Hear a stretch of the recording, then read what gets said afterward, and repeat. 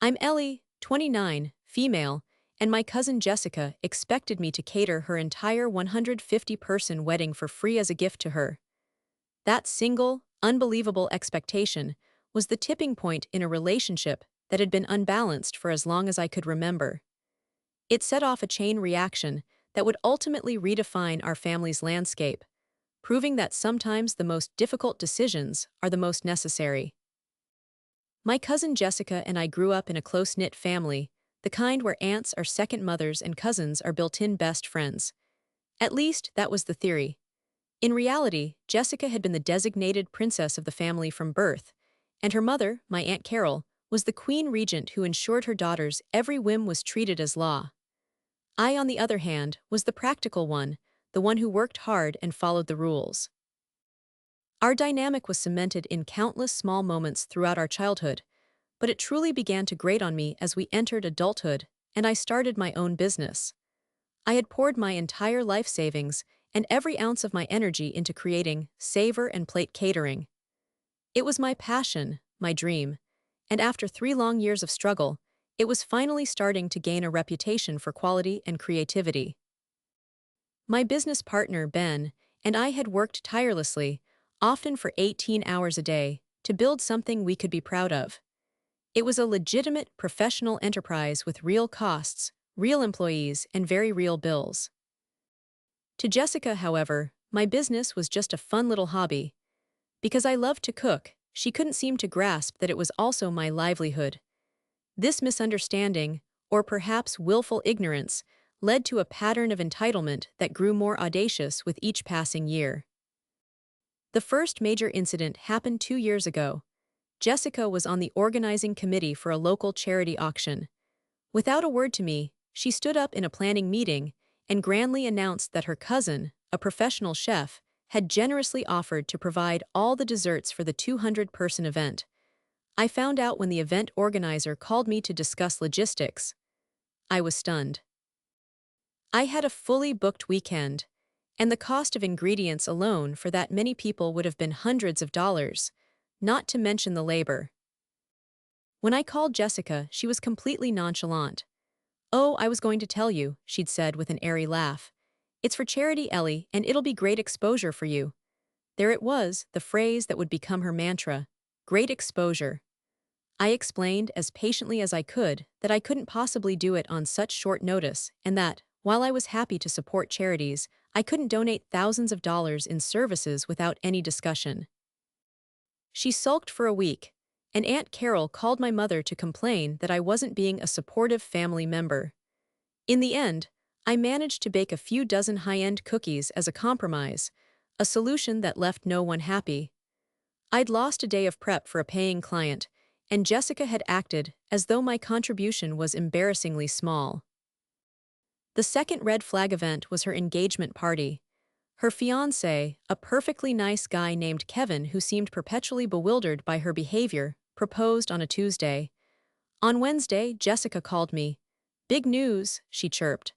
"We want to have a little get-together to celebrate this Saturday, at your place." I blinked, looking around my small apartment, which was in its usual state of organized chaos. "My place? Jess, I don't have the space to host a party." "Oh, don't be silly," she'd countered immediately. "It's perfect, and you can just whip up some of your amazing appetizers. Nothing fancy, just for like 30 people. Whipping up appetizers for 30 people is a full day's work and a significant expense. When I tried to explain this, her voice turned cold. "I don't understand why you have to make everything so difficult," she'd huffed. "It's just family. I thought you'd be happy for me." The emotional blackmail was potent. Aunt Carol got involved again, telling my mom that my reluctance to host was putting a dark cloud over Jessica's happy moment. My mom, a gentle soul who hated conflict, tried to mediate. "Maybe you could just do something simple, dear," she suggested, her voice full of apology. I ended up having to stand my ground, explaining that my weekends were my only time to manage the administrative side of my business. The party ended up at Aunt Carol's house, and I was strong-armed into bringing 3 large platters of food anyway, for which I was never thanked or paid. I was simply the family caterer. My time, my skills, my money, it was all just a family resource, like a shared vacation home. But this time, with her wedding on the horizon, Jessica was about to take her entitlement to a whole new level. The phone call that ignited the firestorm came on a Tuesday afternoon. I was in the middle of a tasting consultation with a prospective corporate client, a meeting that could potentially lead to a lucrative recurring contract. My business partner, Ben, was with me, and we were hitting all the right notes. The clients were impressed with our seasonal menu and our commitment to local sourcing. Then my phone buzzed, displaying Jessica's smiling face. I silenced it and put it face down on the table, giving the clients an apologetic smile. "Sorry about that," I said smoothly. As I was saying, our maple-glazed salmon is one of our most requested items for events of this size. The phone buzzed again, and again. By the fourth buzz, the clients were starting to look distracted. I excused myself, stepping into the hallway with a sigh.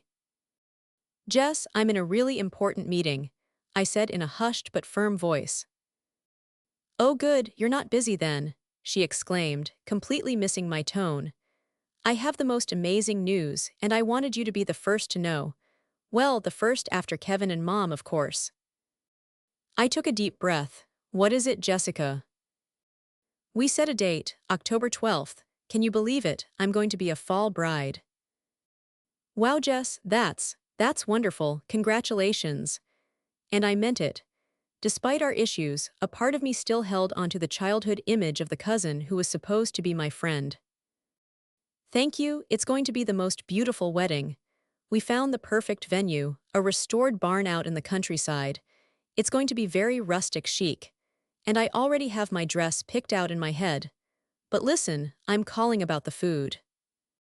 My stomach tightened. I knew exactly where this was going. "Okay," I said slowly, my professional instincts on high alert. "So," she began, her voice brimming with cheerful certainty, "we're having 150 guests. We want a cocktail hour with past appetizers and then a full buffet dinner, nothing too heavy but elegant, you know. And for dessert, instead of a cake, we want a full dessert bar. Assorted pastries, macarons, mini cheesecakes, the works." She was describing a premium catering package, the kind of service that cost my clients well over $100 per person. It was a five-figure job. "That sounds lovely, Jess," I said carefully. "Why don't you and Kevin schedule a formal consultation with me and Ben next week? We can sit down, go over menu options, and work up a proper quote for you." There was a pause on the other end of the line. "A quote? Ellie, what are you talking about?" "A price estimate," I clarified, my heart starting to sink. "For the catering services." Jessica let out a sharp, disbelieving laugh. "You're joking, right? A quote, that's hilarious."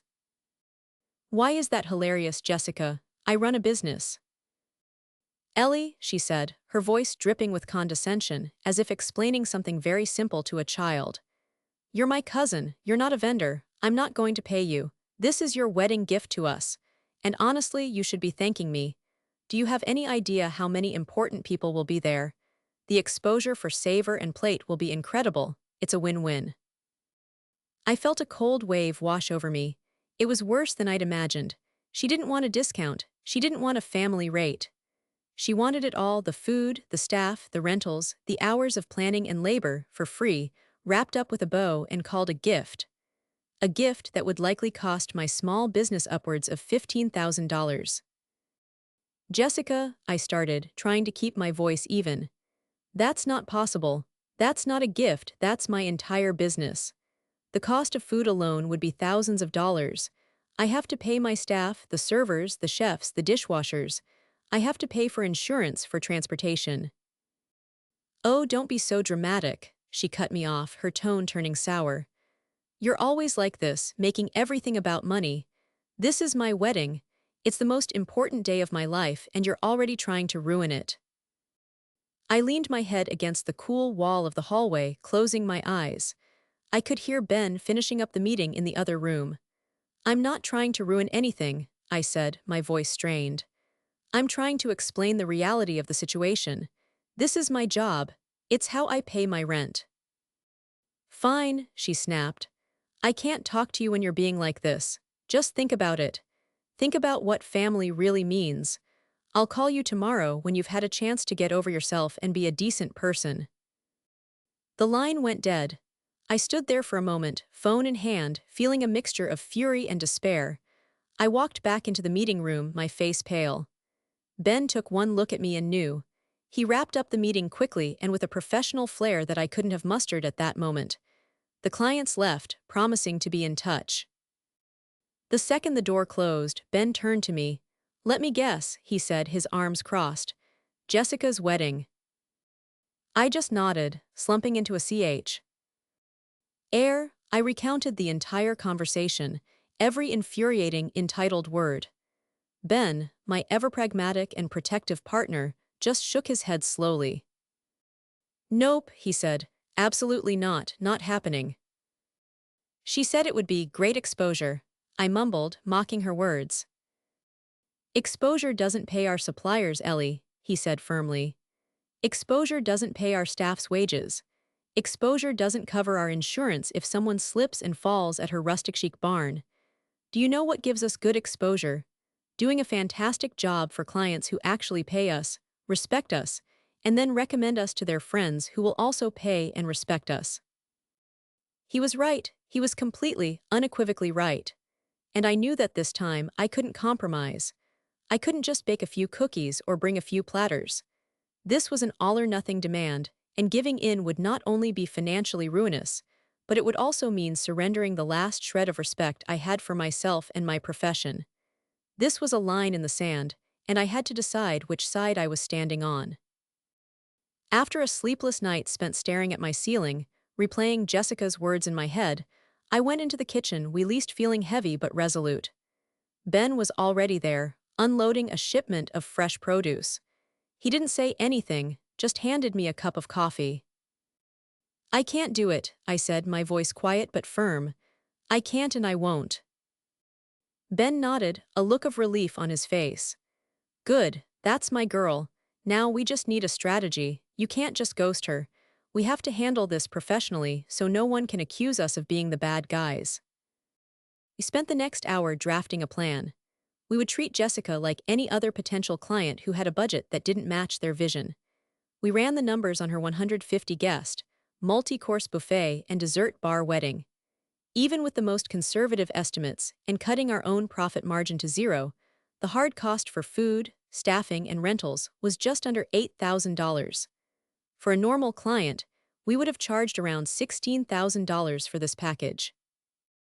"Okay," Ben said, pointing at the spreadsheet. "The cost is the cost. We can't change that, but we can change our profit. What if we offer it to her at cost? No, that's still too much for her to even consider. What's the biggest discount we've ever given anyone?" 20%, I said, "to a nonprofit that we work with regularly." "This isn't a nonprofit," he muttered. "This is a for-profit, princess. Okay, let's be outrageously generous. Let's send her a proposal that shows the full value and then offer her a one-time friends and family discount of 50%. That means we'd be losing money, taking a hit of about $4,000 out of our own pockets. But it's a concrete, generous offer. It's a number. It shows you're willing to meet her halfway and then some. When she refuses, no one can say you didn't try." It felt like a punch to the gut to even consider losing that much money, but Ben was right. It was a strategic move. A 50% discount was an insane gesture of goodwill. It was an offer she couldn't reasonably refuse if she had even a shred of decency. It was our shield against the inevitable family fallout. I called her back that afternoon, my stomach in knots. "I've had a chance to think," I began, my voice calm and practiced. "And Ben and I have run the numbers. As a wedding gift, and because you're family, we'd like to offer you our services at a 50% discount."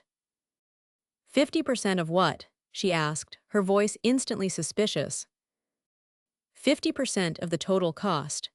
The full value of the package you described is around $16,000. Your price would be $8,000. There was a choked sound from her end of the line. $8,000. Are you out of your mind? I told you I'm not paying you. my wedding gift shouldn't come with an invoice for $8,000. Jessica, that's half price, I said, my patience fraying. That's us taking a loss to help you. The actual cost for everything is more than that. I can't do it for less. I would literally be paying for your wedding.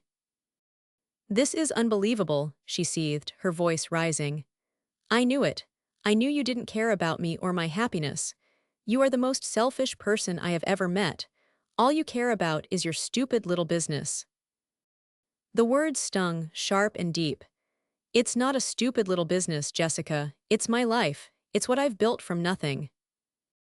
Well, it's ruining this family, she shrieked. I don't need your charity, Ellie. I don't need your pathetic discount. You know what? Fine, I'll find someone better. Someone who actually appreciates the opportunity. And cheaper, too. With that, she hung up on me.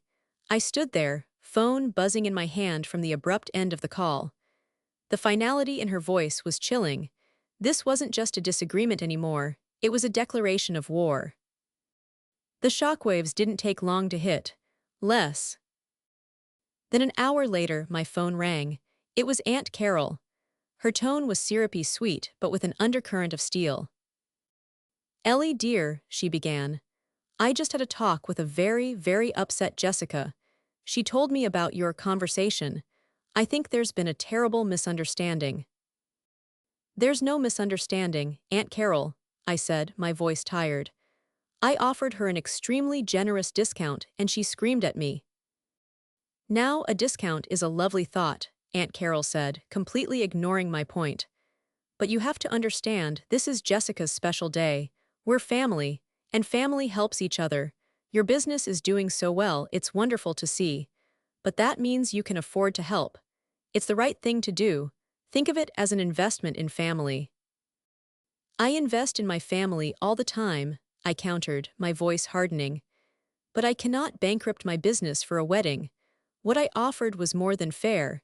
It was a financial loss for me. Oh, money, money, money, she sighed dramatically. It's so crass to talk about money when it comes to family.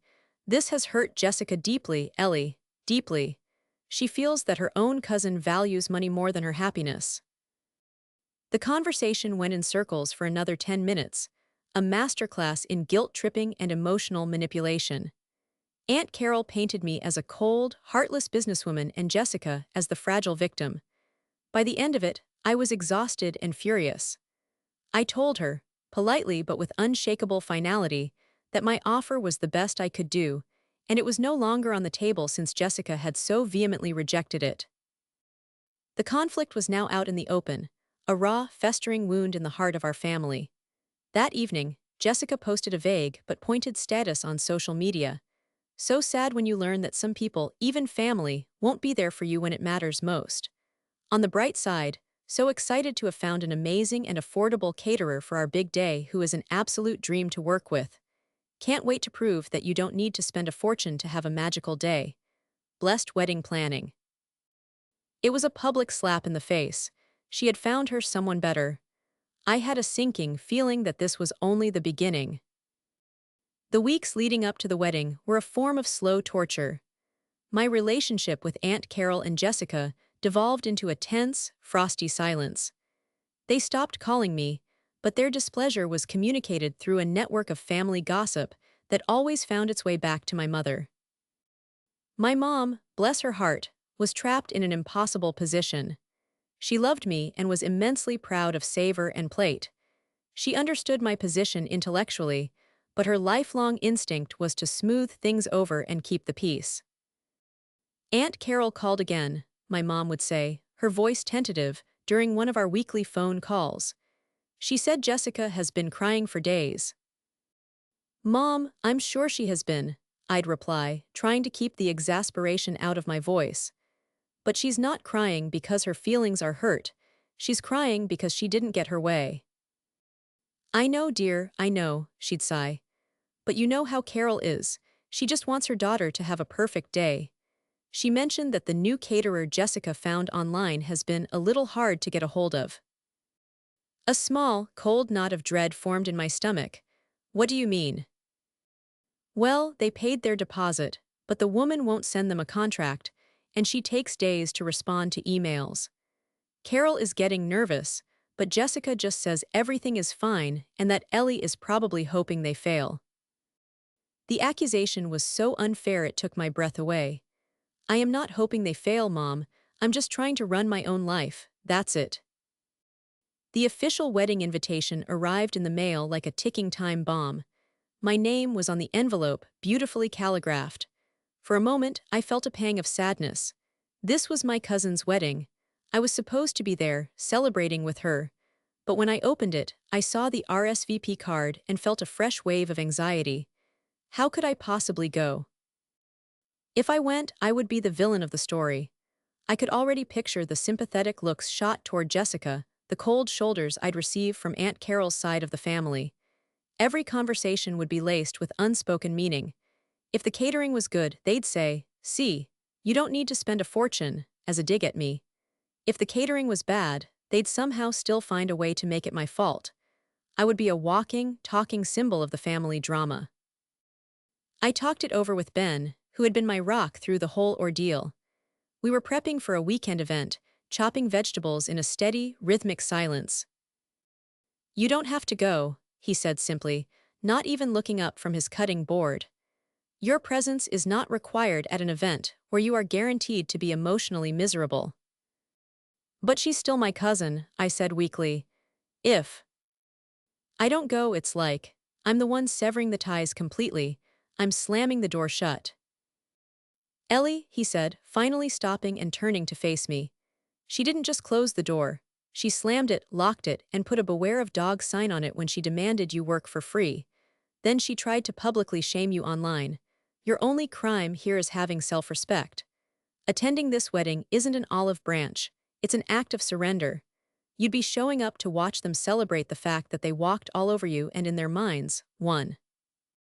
His words hit home hard. He was right. Going to that wedding wouldn't be an act of love or family loyalty, it would be an act of self-betrayal.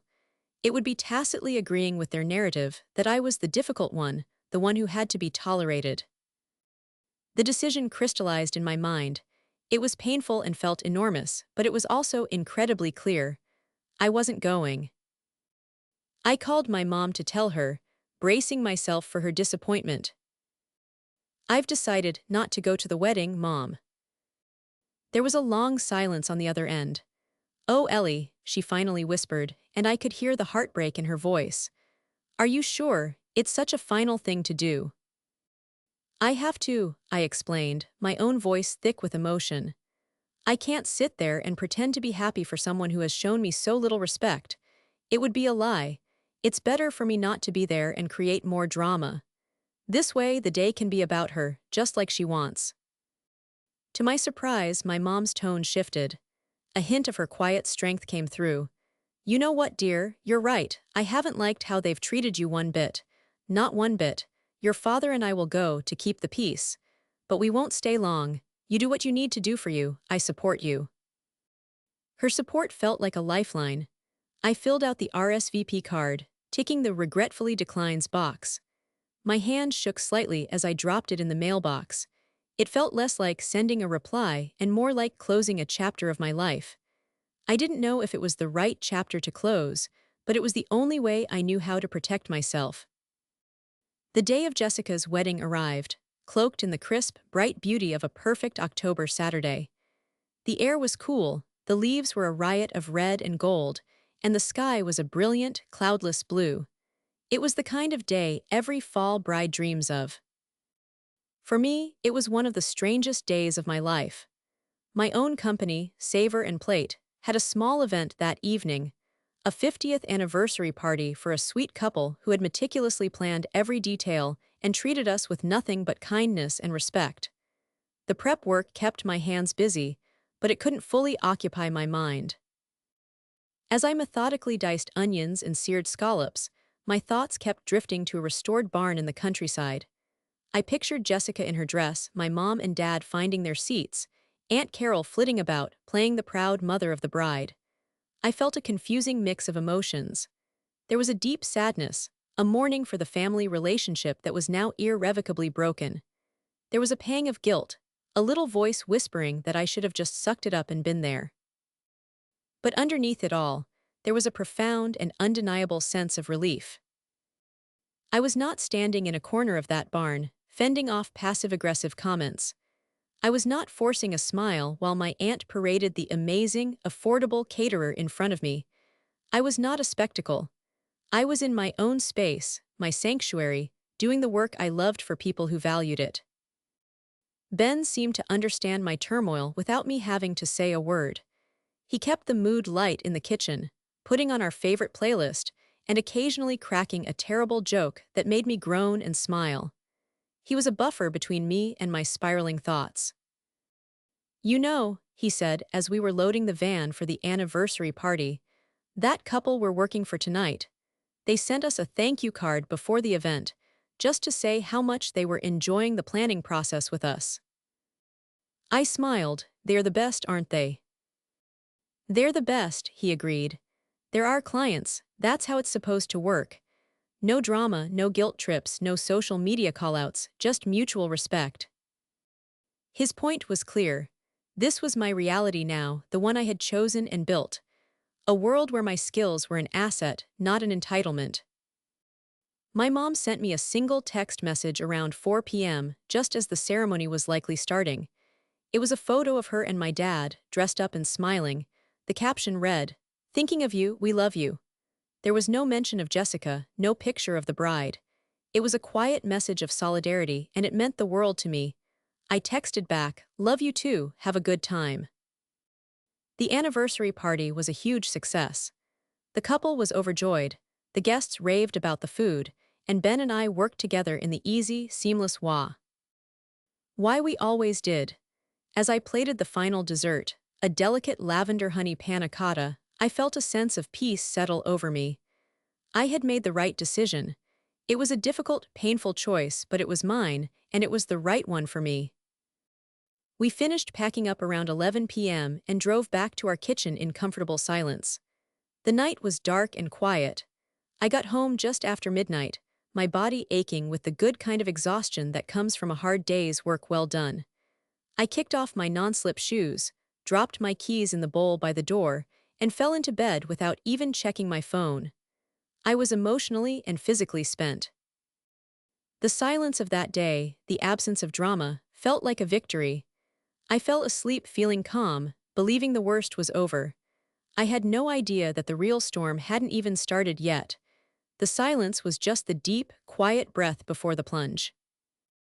I woke up not to the gentle chime of my alarm but to a buzzing sound. A persistent, frantic vibration on my nightstand. I squinted at the clock. 7:15 a.m. Sunlight was streaming through a crack in my curtains. For a groggy moment, I couldn't figure out what the noise was. Then I reached for my phone. The screen was a blinding cascade of notifications. 28 missed calls. 42 new text messages. My heart hammered against my ribs. A cold dread, sharp and icy, shot through me. This couldn't be good. My first thought was an accident. "Mom, Dad," my thumb trembled as I swiped to open the call log. The calls were from a dizzying array of family members. 10 from Aunt Carol, 8 from my mother, 5 from my uncle, even a few from distant cousins I hadn't spoken to in years. And then I saw it, the name that made my blood run cold, 3 missed calls from Jessica. She hadn't called me directly in months. I clicked on my text messages, and the story began to unfold in a chaotic, desperate jumble of words. The first text was from my mom, sent at 6:30 a.m. "Ellie, please call me as soon as you get this. It's important." The next one from 10 minutes later was more frantic. "Carol is calling me nonstop. There was a problem at the wedding. A big problem. Call me." Then came the texts from Aunt Carol herself, each more unhinged than the last. 6:45 a.m. "Ellie, you need to call me right now." 6:50 a.m. "This is a catastrophe, an absolute catastrophe." 7:00 a.m. "Jessica is devastated. Her wedding is ruined. Ruined. This is all your fault. I am not exaggerating when I say this is your fault." My fault? How could any of this possibly be my fault? I scrolled through the messages, my mind struggling to piece together the narrative. It was like reading dispatches from a battlefield. A text from my cousin Sarah read, "OMG Ellie, have you heard about the catering at Jess's wedding? Total nightmare. Some people are saying they feel sick today." I finally clicked on the voicemail icon. The first one was from my mom. Her voice was strained, caught between anger and exhaustion. "Ellie, it's me. Look, just be prepared. The caterer Jessica hired was a disaster. They were 2 hours late. The ceremony started and they weren't even there. When they finally showed up, they were completely disorganized. The food, honey, it was awful. The chicken was dry, the salad was wilted, and they ran out of the main dishes before half the guests, including your father and me, had even been through the buffet line." Carol tried to say they were just fashionably late, but it was a shambles. An utter shambles. "And well, some people are saying they think they got food poisoning. I don't know if it's true, but it's bad. Carol is blaming you. She's telling everyone that if you had just been a good cousin, none of this would have happened. Just call me." I took a shaky breath and played the next voicemail. It was a hysterical, sobbing message from Jessica. "Ellie," she wailed, her voice barely coherent. You let this happen, my wedding. My perfect day. It's a joke. Everyone is talking about it. They're calling it the Fyre Festival of Weddings. The caterer. She won't answer her phone, her website is gone. She just took our money and served garbage. You have to fix this. You have to do something." Fix this? The audacity was breathtaking. After everything she'd said, after everything she'd done, she was now demanding that I clean up her mess. The final voicemail I listened to was from Aunt Carol, and it was laced with pure venom. "I hope you're happy, Ellie," she said, her voice low and trembling with rage. "I hope you are sitting there this morning feeling proud of yourself. You could have prevented this. All you had to do was help your family, but your precious business was more important. Jessica's memories of her wedding are now completely tainted with humiliation, and that is on you.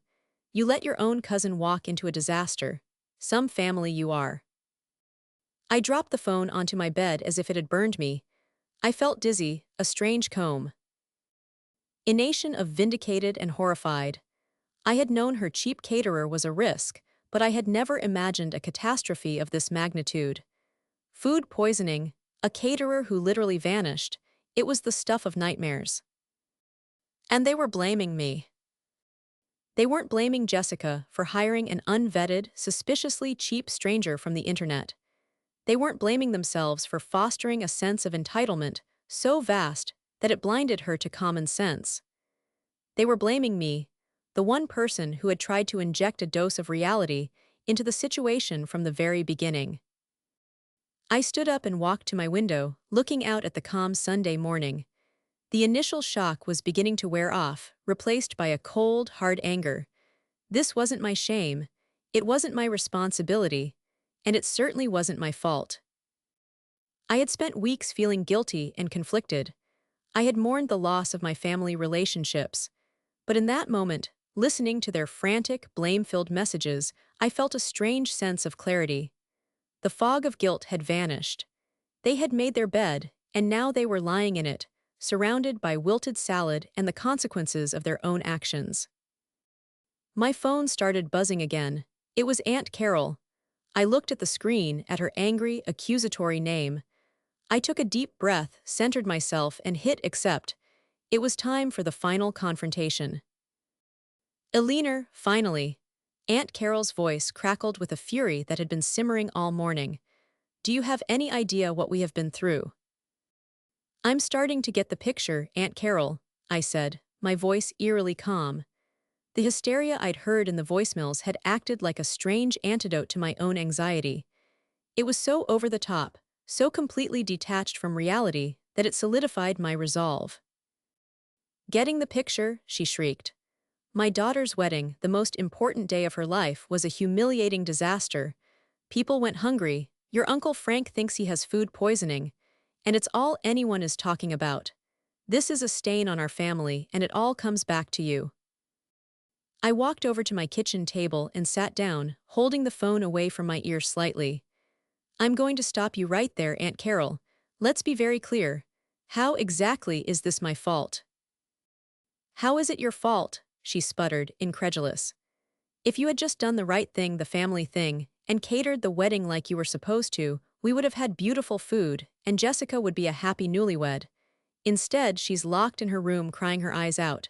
You were selfish, and this is the result." "No," I said, my voice as cold and sharp as steel. "Let me tell you what the result is. The result is what happens when you prioritize entitlement over common sense. Jessica didn't want a family member to help her. She wanted a high-end, professional service for free. When I explained that wasn't possible, she didn't just accept it. She insulted me, tried to shame me, and then went and hired the cheapest possible option she could find out of spite, without doing a shred of due diligence." There was a stunned silence on the other end. I had never spoken to my aunt like this before. "I offered her a 50% discount," I continued, my voice gaining strength. "A gift that would have cost my business thousands of dollars. I was willing to lose money to help her. And her response was to tell me my life's work was a stupid little business, and that she would find someone better. It turns out, she didn't find someone better. She found someone who reflected the exact value she placed on the service, next to nothing. This isn't my fault. This is the natural consequence of your and her actions." "How dare you?" she whispered, her voice trembling. "How dare you speak to me that way?" "I dare because I'm done," I said, and I felt a profound sense of release. I am done being the family resource. I am done having my profession disrespected. I am done being emotionally blackmailed. The catering disaster is Jessica's problem. The humiliation is her problem. She created it. I could hear Jessica crying in the background, and then the phone was snatched away. "Ellie," it was my cousin's broken voice. "Please, you have to help us. The caterer is gone. Her number is disconnected. We paid her thousands of dollars.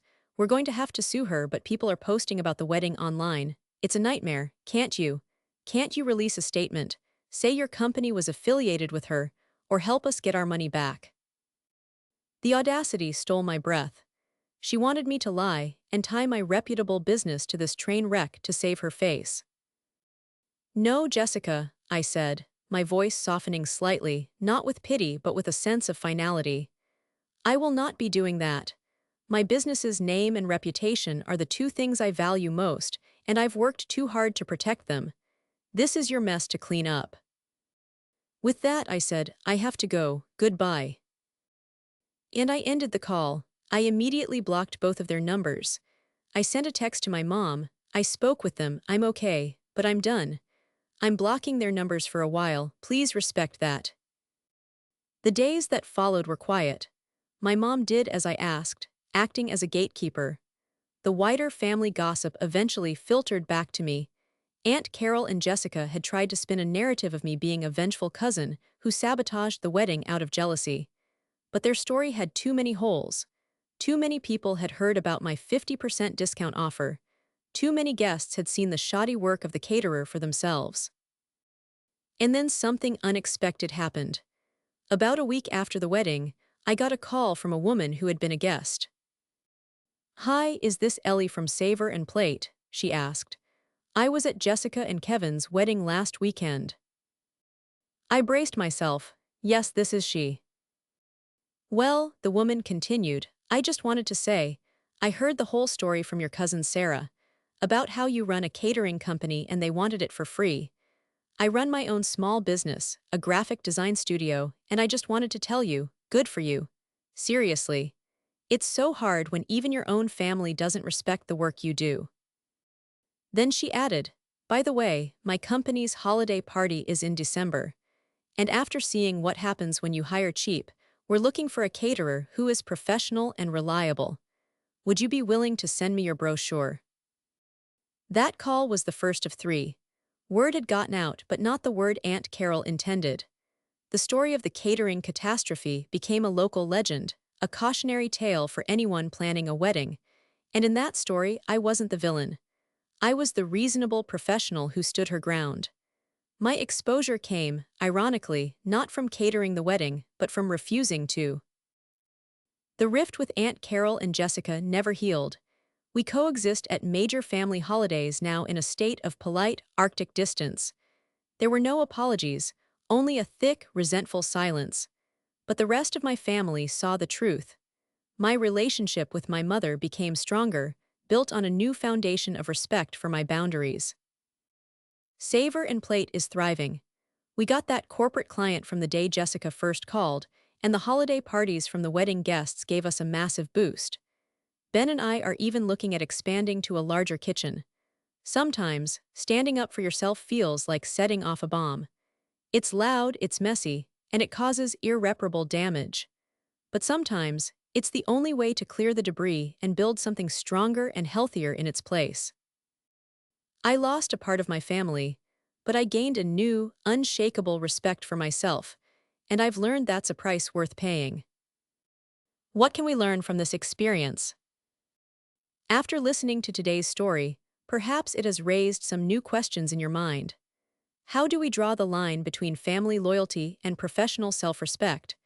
When does a request for a family favor cross the line into exploitation? It's a delicate balance, one that many people struggle with in their own lives, especially those who have turned their passion into a profession. Every day on Reddit, new experiences and moments create fresh stories that show us the complex tapestry of human relationships. We see people navigate difficult choices, set boundaries, and deal with the fallout. At the end of the day, we are all human, trying to find our way and hoping for a little respect along the journey. If you enjoyed this story, feel free to share it with someone who might relate. Thank you for your time, and don't forget to keep an eye out for more stories coming soon.